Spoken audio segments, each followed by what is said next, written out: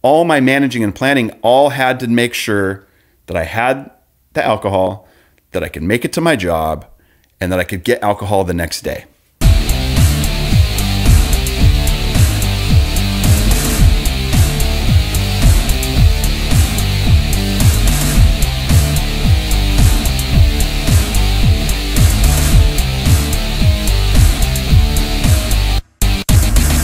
Welcome to the Position Recovery Podcast. I'm your host. My name is Jeremy Grogan. I'm a child of God and an overcomer of alcohol, tobacco, and a lot of other things.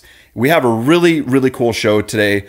We're going to call this Financial Week. So for those of you who are watching on the regular YouTube channel, each segment today, or each segment this week, is going to highlight some things in the financial aspect of our recovery. We have a lot of fun conversation. Before we begin though, I want to invite you, if you want to become a member, go to patreon.com/positioned. You can become a member. We have a variety of giving levels that are great for anybody's budget. And we just really want to see this community grow into something wonderful. And we have lots of content coming down the pipeline. And we're on the podcast. You can listen to the podcast. You can download it from Google. I know just the other day I was showing somebody how to get to it. So I literally typed in Position Recovery Podcast in Google, and right below in all the search results, it came right there, and you could just click on it. Also, you can catch us on Spotify, Pandora soon, but Amazon, it's available. And so today it's just going to be me and Zach. Zach, you want to introduce yourself real quick? Yeah, totally. I am a passionate lover, Jesus lover, but I have overcome. My name's Zach, by the way, even though Jeremy already introduced me a little bit. But I've overcome pornography, self-hatred, time stealers, and just a lot of other stuff that comes along with not loving yourself and all those addictions. But thankfully, never done hard alcohol or drugs, but I'm glad I get to bring some different perspectives too into this recovery stuff, because we're all doing the same thing. We just handle it in different ways. We do. I think that's important. I really appreciate that, Zach. And for viewers, it's important for us to understand that just because somebody didn't experience destructive alcoholism or destructive heroin injection, that recovery is for everybody. All right, so let's jump right in. We have Financial Week, guys. Financial Week. Woo! I love throwing these cards. Oh, I totally forgot. Hope Week. So I think I've decided for the podcast, the first week of the month, we'll do the actual step. But I think I just at this point will say hope. We're dealing with hope, and step 2, we're not going to go into a, because I thought about it, I'm like, we've already had our 2-step discussion. But that's what we do during our meetings. We just, the first week of the month, we go over the whole thing. And growing then we just podcast. We're learning our stuff. So, aren't we all? But in light of hope. So here's the thing. I was reflecting on, like, this week, the Lord really brought to light just this idea of talk about finances and financial issues and financial problems, and then financial recovery. It not just in of itself. So I'm not talking about this. This video is not for people who are like wanting to have financial freedom. This is for people who have been in addiction, and addiction robbed us of the ability to manage our lives. And part of managing our lives is managing the financial aspect of our lives, because my whole life revolved around alcohol. Right. So I'll take everybody to a moment in my life, like say back in 2007, 8, and 9, and 10. During that entire period of time, my life revolved around it, which means I'm going to go to work. I'm going to get off of work. I'm going to the liquor store. I'm buying a 1/5 of HRD, and I have to have the money to buy that. And that's 1/5. And let's just say we start on a Monday. And now I have to drink that and go to bed and wake up so that I can go to work not hungover and stinking like alcohol. And so I have to plan and manage, but all my managing and planning all had to make sure that I had the alcohol, that I could make it to my job, and that I could get alcohol the next day. That's my, and then somewhere along the line, the rest of my bills are going to get paid, right? And I don't know how all that happened, but it did. But I had to have $7.49, I think, back in 2008 to get that alcohol, or that bottle of HRD. And so, Zach, I just talked a little bit about kind of my history and about how alcohol was something I had to plan around. What does an early stage for you I want to go to a place where that's kind of like the worst of your financial planning and the things that were finances were an issue for you. Yeah, totally. For me, you know, like I said, I've grown up in a good home. My mom was a bookkeeper, excuse me.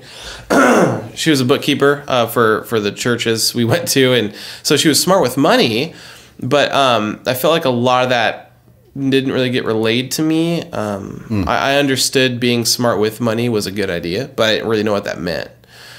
So I had my first job, worked at Big Five.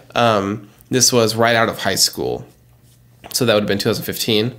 And I worked at Big Five for honestly like 6 months. But what I remember during that time, obviously that was my first paychecks ever had. You know, I was 18, and I was so excited because I'm like, dude, $500. Yeah. Oh my gosh, every other week. But then I never understood either the idea of like more hours equals more money. And so I'd always, because I hated working, especially that job. I hated working, so I'd always try to get less hours. But then I was always really shocked when I got a low paycheck. Not a good mindset to be in. But what came out of that for me is I didn't know how to manage my money. So what happened? I spent it on all just things, everything I wanted. I actually probably dumped most of it, a good healthy percent of it, into video games. Healthy percentage of it went towards musical instruments. And literally, for me, it was just wiping it out. Like I would wipe it out. I would go out to eat with my friends every week, you know, just a lot of not good actual managing of the money. And then when I was courting my wife, every literal dime I had went towards, you know, giving her gifts and stuff like that, taking her out on dates. And it wasn't really smart. I didn't save a single penny. I can't remember one thing I bought besides maybe her ring that was like an investment of any sort. Sure. It wasn't until after Haley and I were married for almost a year that we got out of that mindset and started actually figuring stuff out. And honestly, most of my life, and we'll probably talk about this later some more, but most of my financial stuff comes from a pretty good regimen of Dave Ramsey. Well, that's good. And other stuff added to that from other experiences, other people like Holly and Jeremy. Some really good wisdom, wise stuff that I know for me absolutely works in my life. And Haley and I've seen and gone through so many miracles. But yeah, thankfully, I actually never had debt or anything. Yeah, that's good. And one thing I want to say, just for you folks out there, we're not giving financial advice in this entire episode, this entire channel. Nothing that we're going to say is financial advice. We're not financial advisors, but what we are doing is we're giving you a piece of our history and things that we've learned along the way, so that you guys can have kind of a perspective. And we're trying to share what we've experienced so that you guys can live better lives and prosper in our recovery. And I think it just makes sense to have a financial week. I titled this segment Financial Breakthrough. The reason why I wanted to title it Financial Breakthrough is because, well, let me just say this.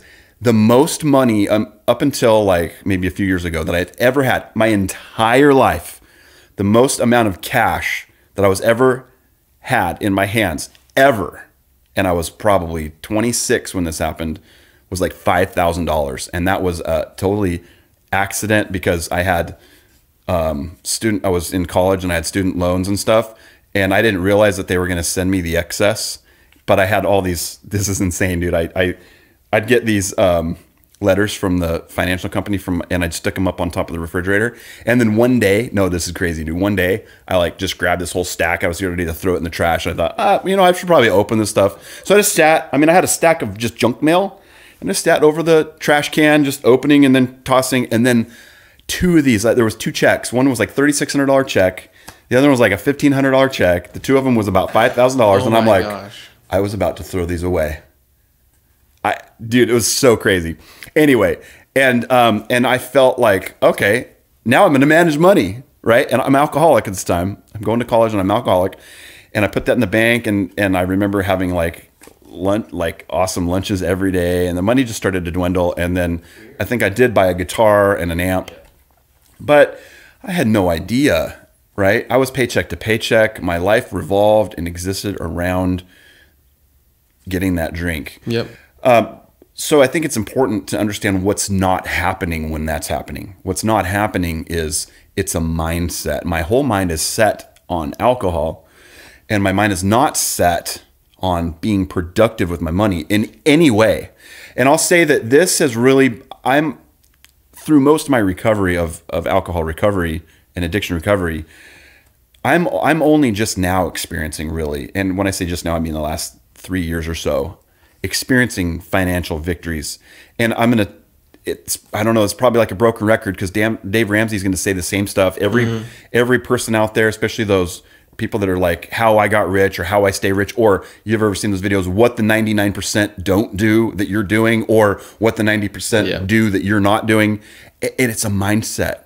I was literally driving here to do this podcast, and I'm thinking about the way that I think about money has completely shifted. Yeah. And so I do believe that I'm on the precipice of a massive, major financial breakthrough in this point of my life. You know, having kids, being, you know, I'm almost 40. I'm really excited about that. It's new to me. I'm partially scared, but I'm also, my confidence comes in the Lord. And I believe that He's changed my mindset.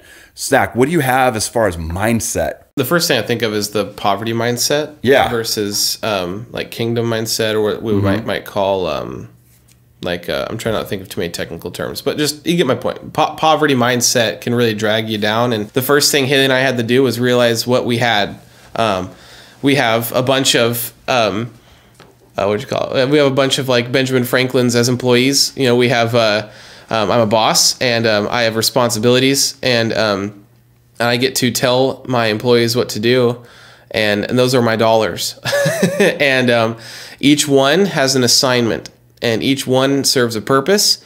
And the mindset came across to me that I need to be using my money as a tool.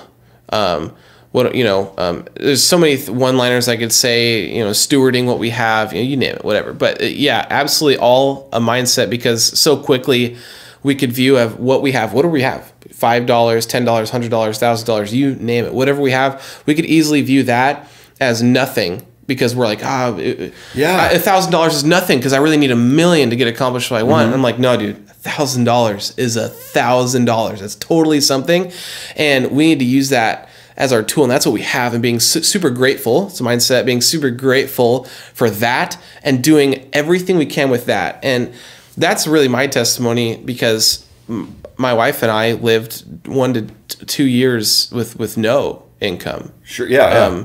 And we had a couple $100 a month, and we made it happen. Like it was a total miracle, but at the same time, holding on to everything with budgeting and saving and all that stuff, our mindset was we have more than enough than we need. Like on paper, it didn't look like it. But we're like, it will happen. Like and that's the faith part with God in it. Absolutely. That got that going. But yeah, mindsets, it's totally about the mindset. You can't be defeated, and you got to love what you have, be grateful for what you have. That's where I come from mainly. But yeah. Thank you for checking out this clip from the Position Recovery Podcast. The entire podcast is available on our other channel. There's a link in the description box below, so you can go check it out.